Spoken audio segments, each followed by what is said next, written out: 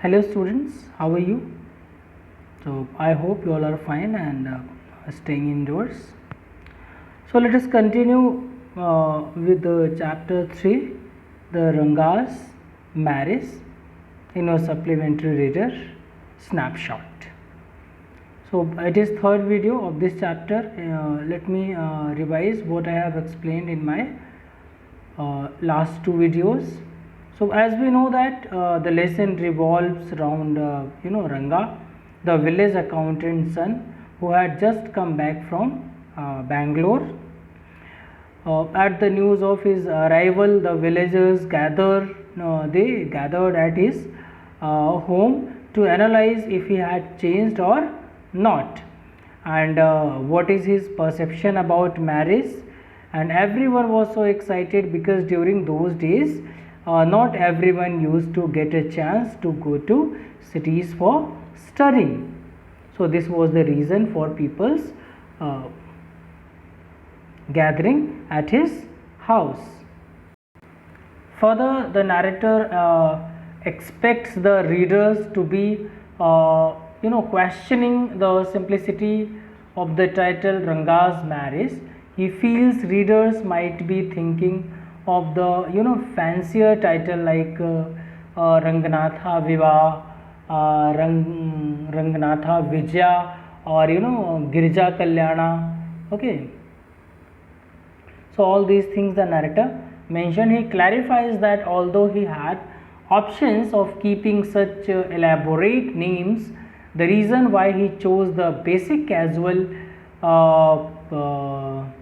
name, the one reason behind it, because the story is about our Ranga, as in someone who is very close and dear to the narrator.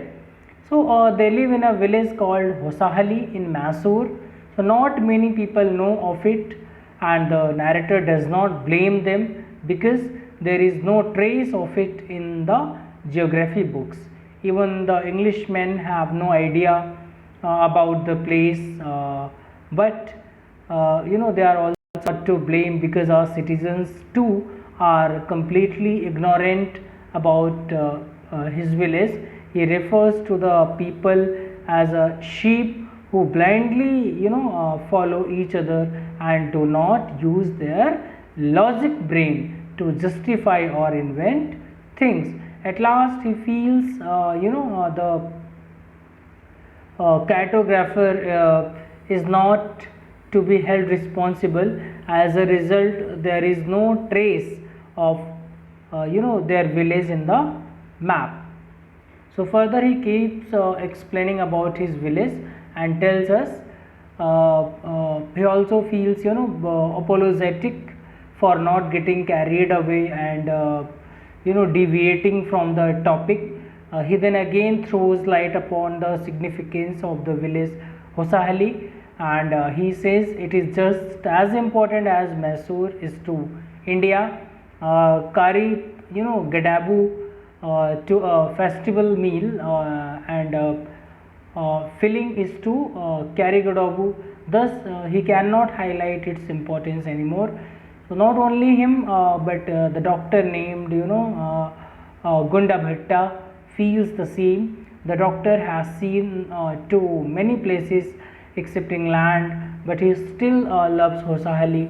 However, an outsider might contest this, but the narrator claims it to stick to his opinion of this place.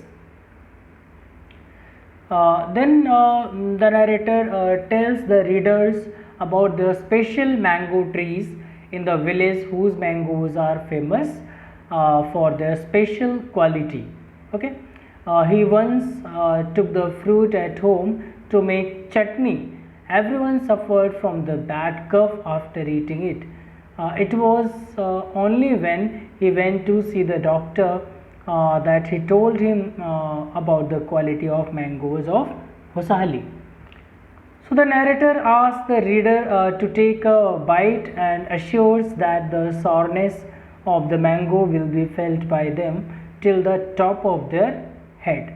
where Brahmarandra is located. Okay.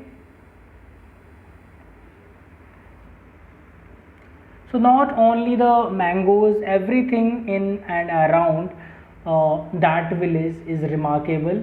The creeper growing in the pond and its flowers are not special. So one can even serve an afternoon meal on its leaves. All you need to do, is to grab two leaves when you are on your way to the pond to bath.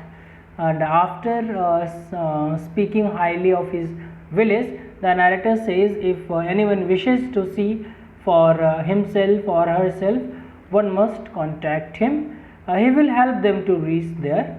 Also, he feels that there is no better way to know the place than to visit it. Okay, so the narrator invites the readers to visit and check themselves. Further, the narrator then brings about a comparison as to how things were different 10 years ago when not many people knew or spoke English. So neither did people send their children to big cities like Bangalore to study. Back then, only the village accountant had the courage to send his son to Bangalore. According to the author, those times were simpler. He justifies his claim by telling an incident where he was at Ram Rao's house and they had bought a bundle of firewood from an old lady. So Rama told her to come next morning as he did not have any change at the moment. The poor lady did not know what change meant and she went away whispering to herself. So neither did the narrator know its meaning. So it was when he went to Ranga's house, then he told him. Okay.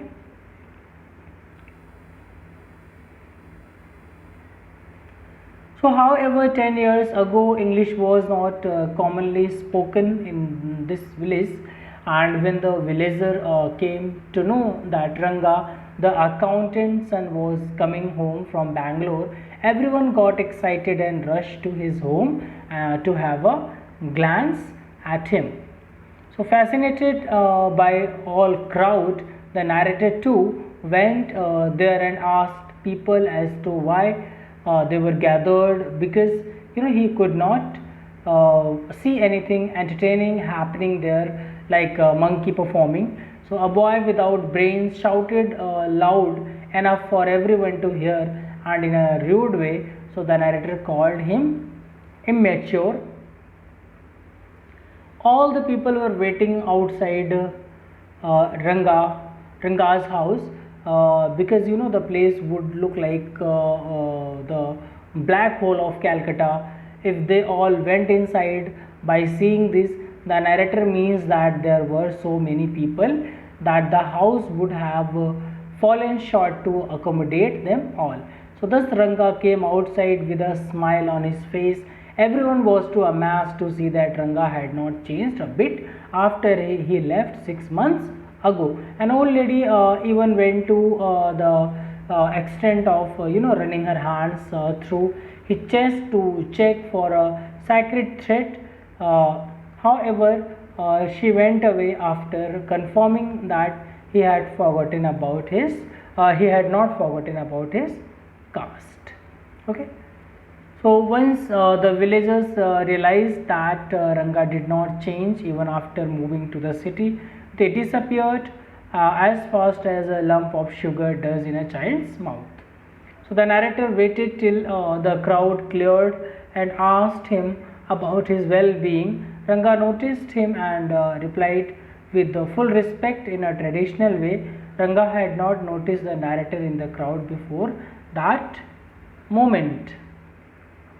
Ranga was very well behaved and well aware as to who could benefit him. So he was one of those who could analyze someone's worth rightfully. So for how he greeted the narrator, he bent low and touched his feet. thereby seeking his blessings. It was not the present day namaskar where children would do it casually. It was a proper traditional one. The narrator blessed him that he might get married soon and left. Okay.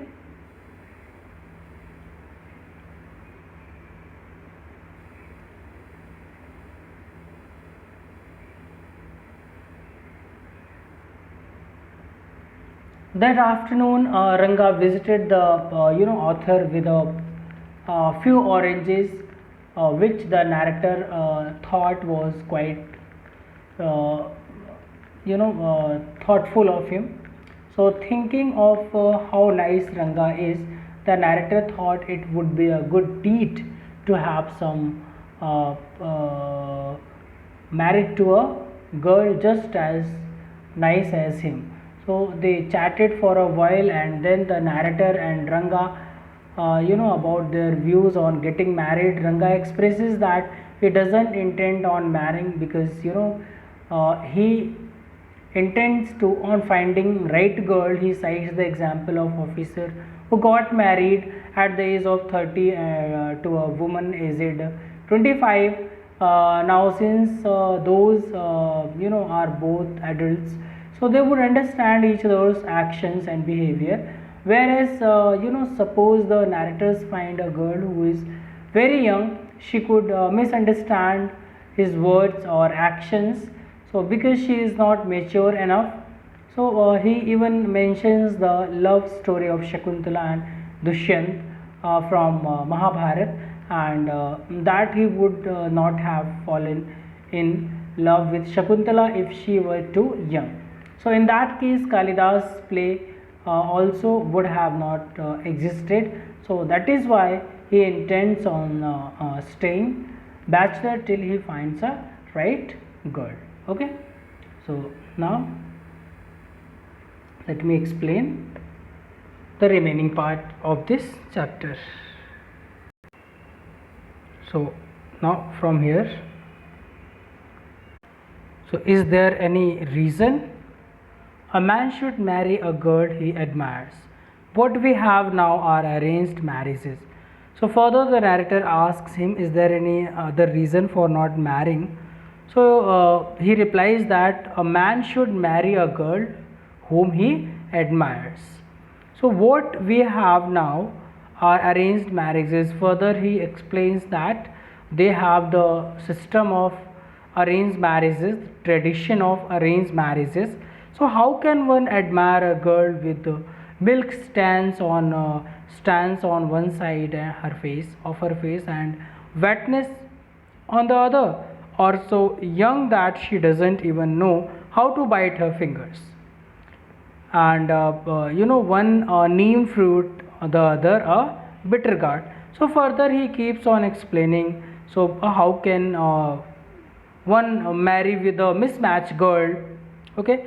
So if she is clever, if he showing that she is something else, but from inside she is something else, so that is stands on her side of her face and witness on the other, or so that she doesn't even know how to bite her fingers.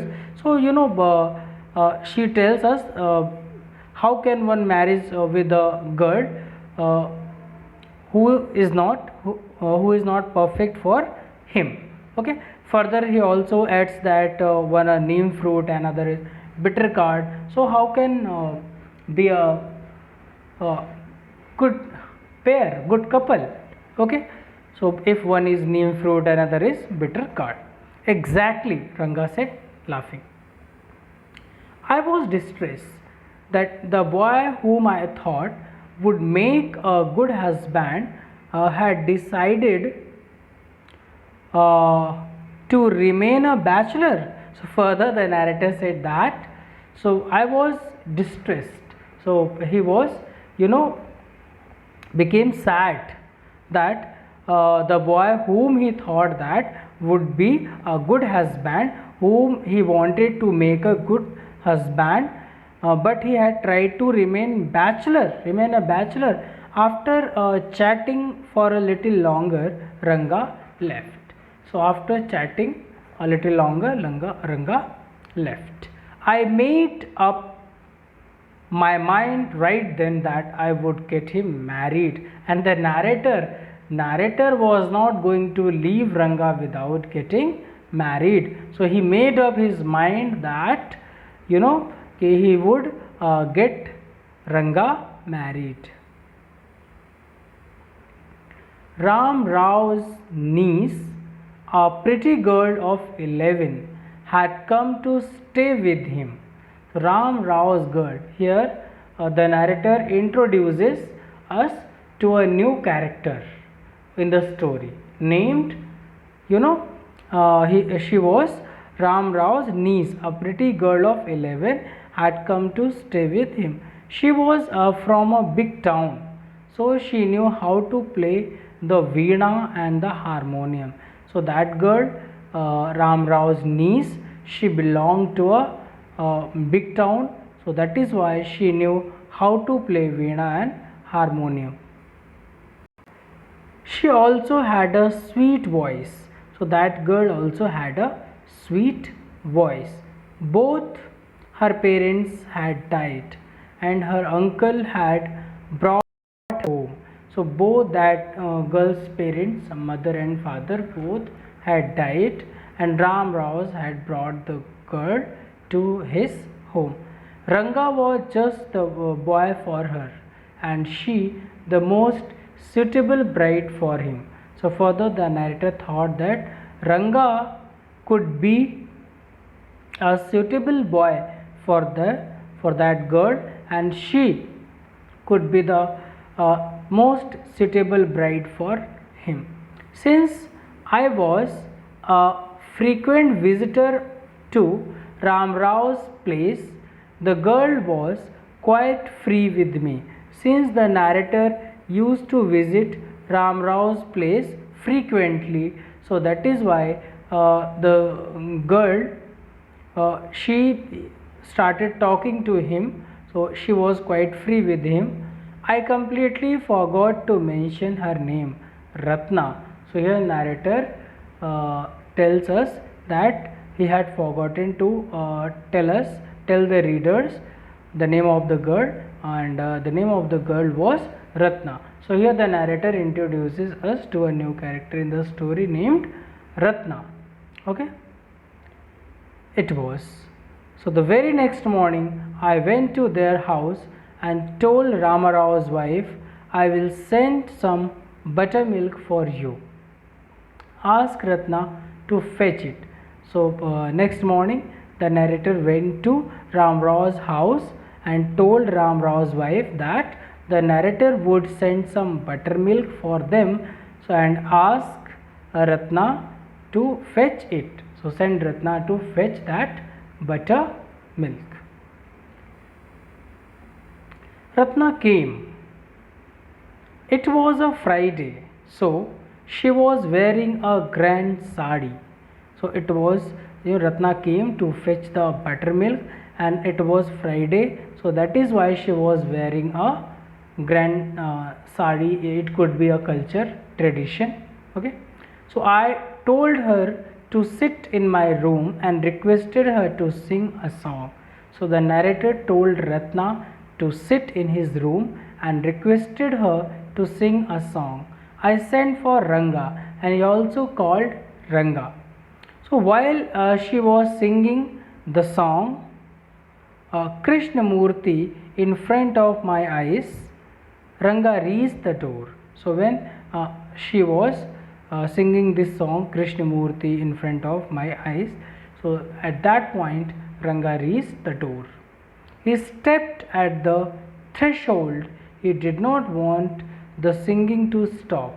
So threshold means a strip of wood or stone forming the bottom of a doorway and crossed in entering a house or a room. So it's a strip of wood. Okay, so Ranga reached the strip of wood, and he did not want to stop the singing. Ranga did not want to stop the singing, so but was curious to see the singer But Ranga was curious to see the singer. He wanted to see the singer because the voice was very sweet. Carefully he peeped in. He looked in. So the light coming into the room was blocked. So because when he started peeping, so the light which was coming into the room, it was blocked. So Ratna looked up and seeing a stranger there abruptly stopped. So Ratna looked there when she saw a stranger. She stopped singing and as she felt shy. So that is why Ranga was a stranger for her. So that is why she stopped singing. Suppose you buy the best quality mango, you eat it slowly, savoring its peel. Savoring its peel before biting into the juicy flesh. So the narrator tells us that suppose you have bought the best quality mango, you eat it slowly and savoring its peel, removing its peel before biting into juicy flesh. The way the people squeeze the mango and eat. So that is why the narrator say the way you are squeezing the mango and without peeling it, you are taking its juice without biting the juice flesh. So you do not want to waste any part of it. And yes, it happens. So mostly you people also must have done it and you don't want to waste part of it. So before you take another bite, the fruit slips and you don't want to waste any part of it, and before taking another bite the fruit slips out of your hand and falls to the ground. So how do you feel? So the same way here narrator wants the reader to realize that how Ranga was feeling at that point when he reached and that girl Ratna stopped singing. Okay, so Ranga's face showed the same disappointment when the singing stopped. When Ratna's singing stopped, so Ranga's face showed the same disappointment when you want to eat each part of juicy mango, but unfortunately it slipped from your hand. You sent for me? He asked as he came in and sat on a chair. He said, you called me? He asked and came in, sat on a chair. Ratna stood at a distance, her head lowered. Ranga repeatedly glanced at her. So Ratna stood at a distance as she was feeling shy. She was in front of a stranger, her head lowered. She was lowering her head. Ranga repeatedly glanced at the girl Ratna. Once our eyes met and he looked very embarrassed. No one spoke for a long while.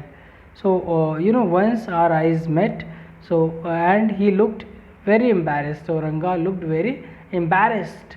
So no one spoke for a while. For a while all three were keeping quiet. No one spoke. It was my coming in that stopped the singing.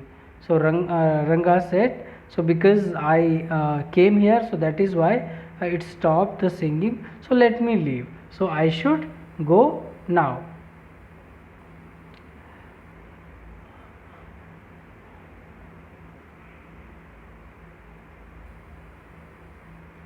Words, mere words.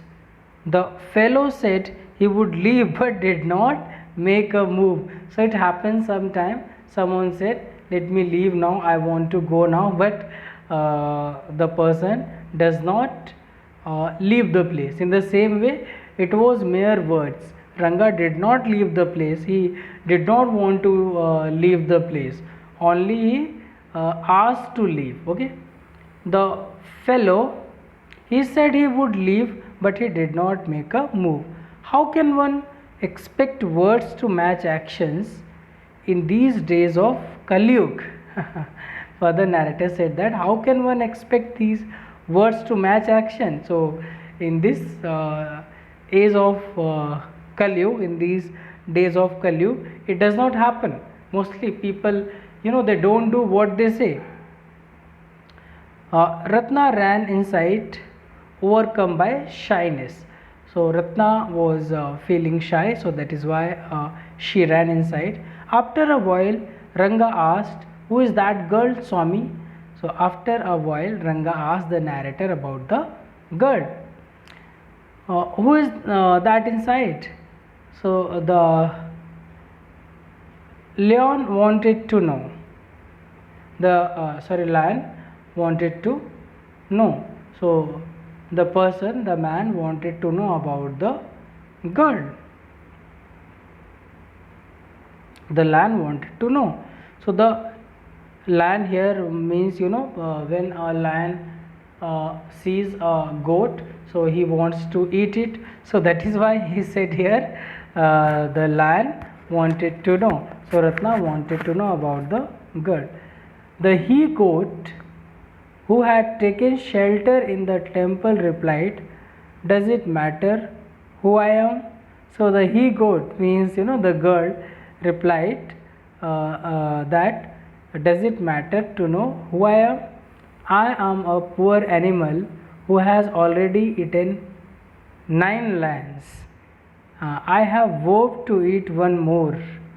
So tell me, are you male or female?"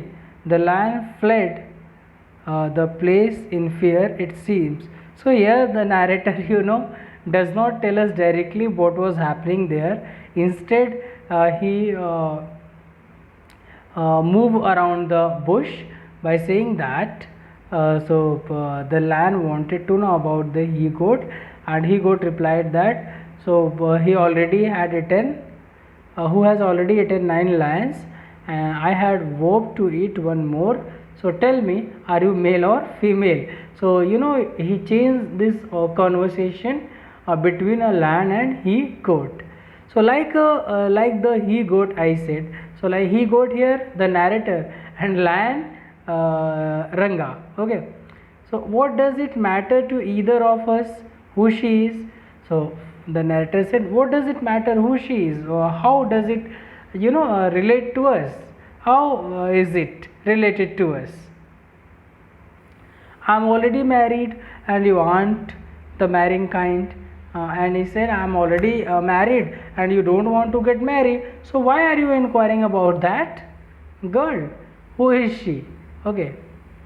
Very hopefully he asked, she isn't married then? So very hopefully Ranga asked whether she is married, whether the girl married. His voice did not betray his excitement, but I knew it was there. So his voice was not showing any excitement, but the narrator knew that Ranga was excited to know about that girl. She was married a year ago. So narrator informed him that that girl was married a year ago. His face shriveled like a roasted brinjal. So at this point, when he came to know that the girl was married, so her face shriveled like a roasted brinjal. After a while, Ranga left, saying, I must go. So after a while, Ranga left the place, saying that she must go. I have work at home. I went to our Shastri the next morning and told him, keep everything ready to read the stars. So next day, the narrator went to his Shastri and told Shastri that keep everything ready to read the stars, to that is Rashifal, about Rashifal. to read the stars, keep everything ready. I'll come later. I tutored him. So he taught him. Okay, in all that I wanted to say, all the narrator wanted him to say, the narrator taught him, taught that Shastri. I found no change in Ranga when I met him that afternoon. So that afternoon when narrator met Ranga, he found no change in him. What's the matter? You seem to be lost in thought, I said. So the narrator said to Ranga, you seem to be lost in thought. Nothing's wrong, believe me. So Ranga said, no, it's not about that. It's not like that. Okay, believe me. Headache, come, let's go and see a doctor. He said, if you have headache, so let's come and go to a doctor.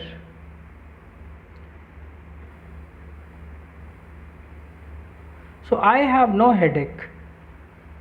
I'm usual self. He said, no, I have no headache, so I am okay. So I went through the same thing when the processes of choosing a girl for me was going on. So narrator tells us that he was also going through the same thing when the processes of choosing a girl for him was going on. I don't think that could be a reason for your better condition. So he said, I don't think that could be a reason for your present condition. So narrator told Ranga that he was also going through the same process when he was choosing a girl for marriage, and further he added that he did not think that Ranga was also going through the same condition. Okay, so it's all about today's video. In my next video I will finish this chapter. Thank you for watching.